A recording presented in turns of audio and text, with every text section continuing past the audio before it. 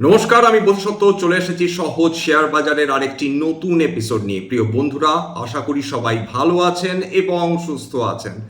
সম্ভবত এই বছরের মধ্যে অন্যতম গুরুত্বপূর্ণ খবর আসতে চলেছে এবং বিভিন্ন সোশ্যাল মিডিয়া, নিউজ মিডিয়া, সেখানে যে আলোচনা চলছে সেখানে বোঝা যাচ্ছে সম্ভবত কয়েক ঘন্টার মধ্যে হয়তো বা ইরান আমেরিকা শান্তি চুক্তি স্বাক্ষরিত হতে পারে। এবং আজকের দিনে যদি দেখেন, সমগ্র যে ইউরোপীয় মার্কেট, অর্থাৎ যেগুলো মূল মার্কেট, ক্যাক ড্যাক ফুটসি পজিটিভে ট্রেড করছিল। সমগ্র এশীয় মার্কেটগুলো প্রত্যেকটা আজকে পজিটিভে ট্রেড করেছে। এমনকি ভারতবর্ষের যে বাজার, যেটা বিশ্বের অন্যান্য বাজারের তুলনায় অন্তত এই বছরের জন্য পিছিয়ে রয়েছে, সেটাও আজকের পজিটিভে বন্ধ হয়েছে।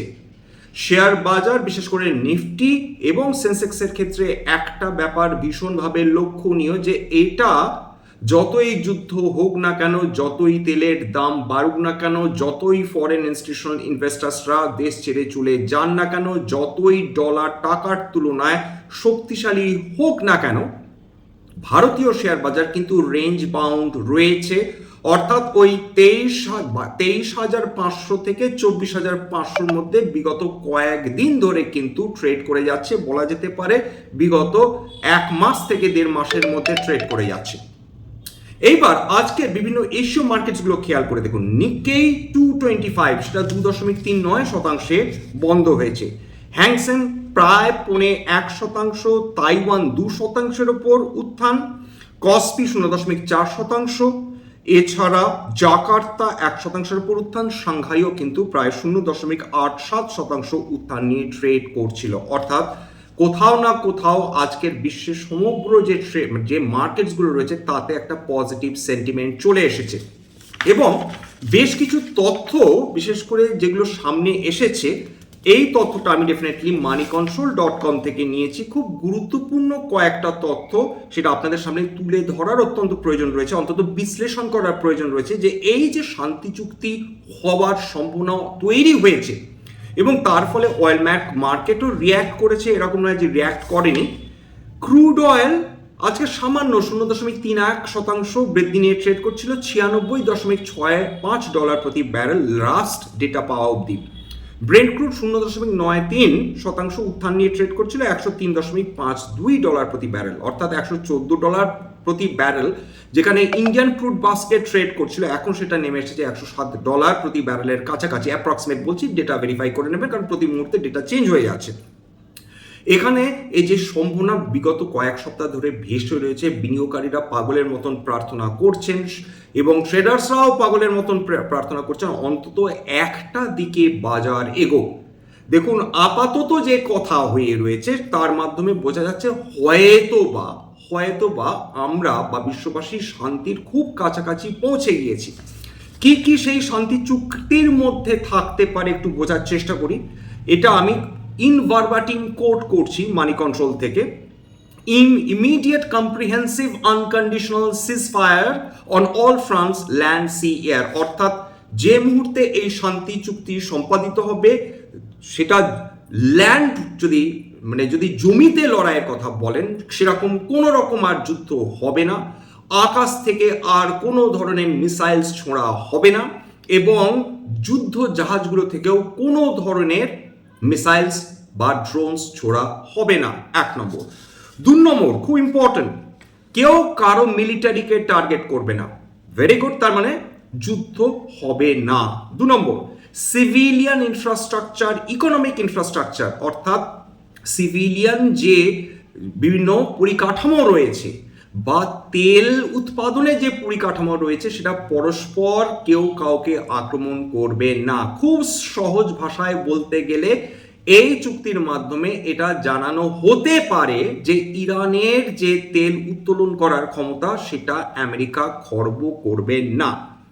এইবার তাদের সঙ্গে আরেকটা জিনিস জুড়ে যেতে পারে, যে পরস্পরকে প্রথম দিকে তারা ড্রোন এবং মিসাইল দিয়ে পরস্পরের ইনফ্রাস্ট্রাকচার তারা গুঁড়িয়ে দিচ্ছিল, এবং তারা শান্তি প্রাথমিকভাবে যে যে রিলিফটা আসে, অর্থাৎ সাময়িকভাবে যে যুদ্ধ বন্ধ হয়, তখন কিন্তু দুটো দেশই পরস্পরকে মিডিয়া ওয়ারফেয়ারের মধ্যে নিয়ে যাচ্ছিল। অর্থাৎ ইরান তারা কার্টুনস মেমসের মাধ্যমে ডোনাল্ড ট্রাম্পকে আক্রমণ করছিলেন, এবং অবশ্যই খুব স্বাভাবিকভাবে আমেরিকাও তারা মেমস কার্টুনসের মাধ্যমে তারা ইরানের কর্তৃপক্ষকে আক্রমণ করে চলছিলেন। সেটা বন্ধ হতে পারে এই চুক্তির মাধ্যমে।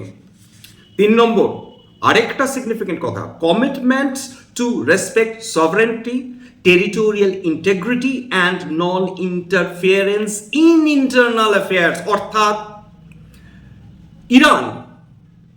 ইরানের যে কর্তৃপক্ষ রয়েছে তাদেরকে আমেরিকা বা ইসরায়েল আর হত্যা করবে না, কোট আনকোট। খুব সহজ ভাষায় যদি আপনারা রিডিংটা চান তো।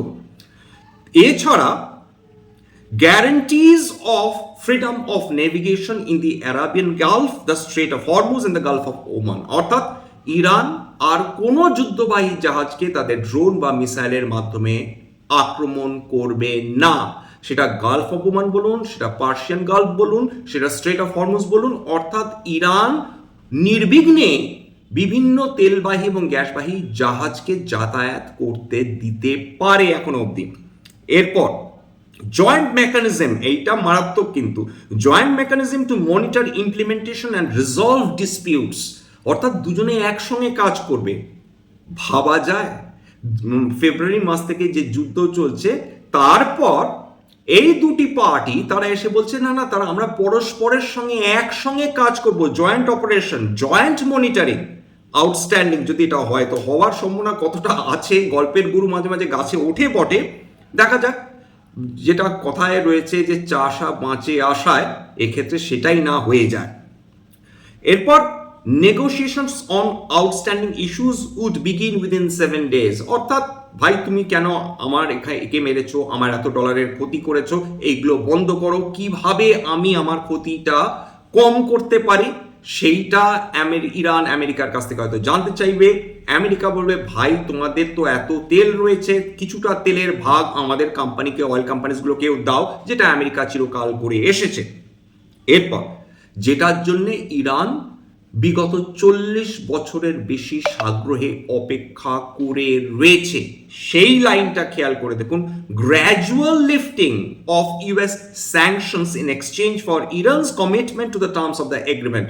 অর্থাৎ ইরান যদি এই চুক্তিতে রাজি হয়, তবে আমেরিকা ধীরে ধীরে ধীরে ধীরে ইরানের ওপর থেকে তাদের তেল এবং গ্যাস রপ্তানির ওপর নিষেধাজ্ঞা তুলে নিতে পারে। যেহেতু দেশটির নাম আমেরিকা, সুতরাং তারা কতখানি বিশ্বাসযোগ্য সেটা নিয়েও প্রশ্ন থেকে যাবে। কারণ কয়েক ঘন্টা আগে মার্কো রুবিও আমেরিকার অ্যাডমিনিস্ট্রেশনকে রিপ্রেজেন্ট করে তিনি বলছেন ভারতবর্ষ আমাদের কাছ থেকে তেল কিনুক, প্রচুর তেল দেব, আমরা তো ভারতবর্ষের খুব বড় বন্ধু। কত দামে তেল দেবেন মশাই? রাশিয়া যখন $50 প্রতি ব্যারেল ভারতবর্ষকে তেল দিচ্ছিল, তখন আমেরিকা সেই একই দামে, অর্থাৎ বর্তমানে যে তেলের দাম চলছে সেই দামেই যদি ভারতবর্ষকে তেল গছানোর চেষ্টা করে, ভারতবর্ষের অর্থনীতি কি স্টেবল থাকবে? বা ভারতবর্ষ কি অত সহজে আমেরিকান তেল অ্যাকসেপ্ট করবে, যেখানে রাশিয়া অলরেডি গ্যারান্টি দিয়ে দিয়েছে যে আমাদের সঙ্গে ভারতবর্ষের সম্পর্ক এতটাই নিবিড় যে বিশ্বের যে কোনো দেশ চেষ্টা করলেও সেই বন্ধুত্ব সেটা শেষ করতে পারবে না। আমরা ভারতের পাশে সবসময় আছি, ভারতবর্ষে যখনই প্রয়োজন থাকবে আমরা ভারতবর্ষকে তেল সাপ্লাই করব।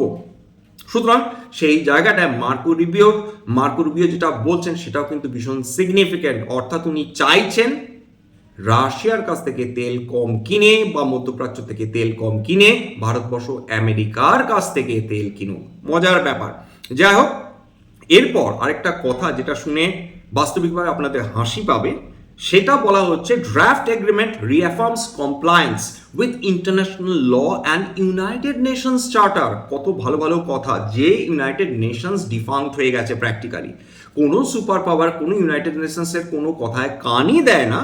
তারা নাকি আন্তর্জাতিক আইন মেনে কাজ করবে, তারা নাকি ইউনাইটেড নেশনসের চার্টার মেনে কাজ করবে। আবার সেই গল্পের গরু গাছে উঠছে না, তো প্রশ্নটা দাঁড়িয়ে যাচ্ছে এছাড়া agreement would take effect immediately once officially announced by both sides, অর্থাৎ যে মুহূর্তে দুটি পক্ষ তারা অ্যানাউন্স করে দেবে যে শান্তি চুক্তি হয়ে গেল, সঙ্গে সঙ্গে দুজনের পরস্পরের উপর ঝাঁপিয়ে পড়ে তারা পরস্পরকে চুম্বন করবে এমন একটা জায়গায় এসে দাঁড়াচ্ছে এই বক্তব্যের অনুযায়ী। সোজা কথা, আমরা এখন তো এই দিকেই তাকিয়ে আছি যে যত তাড়াতাড়ি এই যুদ্ধ শেষ হবে তত ভারতবর্ষের পক্ষে মঙ্গলজনক, কারণ সেক্ষেত্রে যদি তেলের দাম ক্র্যাশ করে ভারতবর্ষে ধীরে ধীরে ইনফ্লেশনের ভয় চলে যাবে। আমরা যে তেল মধ্যপ্রাচ্য থেকে পাচ্ছিলাম না বা প্রাকৃতিক গ্যাস পাচ্ছিলাম না, যার ফলে আমরা হিলিয়াম পাচ্ছিলাম না, যার ফলে আমরা ফার্টিলাইজার তৈরি করতে পারছিলাম না, যার ফলে আমরা এলএনজি পাচ্ছিলাম না, বিভিন্ন স্টিল প্লান্টস বলুন, সিরামিক প্লান্টস বলুন, আমরা এলপিজি পাচ্ছিলাম না, আমাদের কুকিং গ্যাসের অভাব হচ্ছিল, সেইগুলো ধীরে ধীরে ধীরে নর্মালাইজ হবে, যেটার জন্যই তো আমরা অপেক্ষা করে বসে রয়েছি। দেখুন, বাজার সম্ভবত কোমর বেঁধে তৈরি হচ্ছে সোমবার আসার জন্য। আজকে রাতে কি ঘটবে কয়েক ঘন্টার মধ্যে আমরা কেউ জানি না, কিছু তো একটা ঘটবে। অন্যদিকে ক্রিপ্টোকারেন্সি মার্কেটও ভেরি ইন্টারেস্টিংলি কিন্তু পজিটিভলি রিয়্যাক্ট করতে শুরু করে দিয়েছে। যাক, সব ভালো যার শেষ ভালো, সেই কথা দিয়ে আজকে এখানে শেষ করছি। যাক, স্ট্যান্ডার্ড ডিসক্লোজার কোনো বিশেষ কোম্পানি নিয়ে আলোচনা করিনি, এবং যে কমোডিটিসগুলো নিয়ে আলোচনা করলাম সেটা in good faith for only for educational purpose. Standard disclaimer, এটা কেবলমাত্র একটা এডুকেশনাল চ্যানেল। বাঙালি বিনিয়োগকারীদের ইনভেস্টার অ্যাওয়ারনেস বৃদ্ধির জন্য এখানে কোনো ধরনের কোনো শেয়ারের buy sell recommendation, suggestion, advice আমাদেরকে ইনফ্লুয়েন্স করার প্রচেষ্টা নেই। সবসময় আপনাদের সেবি রেজিস্টার্ড ইনভেস্টমেন্ট অ্যাডভাইসারের পরামর্শ শোনার চেষ্টা করবেন বা নিজের রিসার্চ করবেন, সেক্ষেত্রে আপনারা উপকৃত হলেও হতে পারেন। সবশেষে যেটা বলি, যদি এই ধরনের এপিসোড আপনাদের ভালো লাগে প্লিজ একটা লাইক দেবেন, প্লিজ সাবস্ক্রাইব করবেন, এবং যদি সত্যি মনে হয় আমার বাঙালি ভাই বোনদের জীবনে একটুখানি ভ্যালু অ্যাড করতে পেরেছি, প্লিজ নিজের গ্রুপে শেয়ার করে দেওয়ার চেষ্টা করবেন। নমস্কার।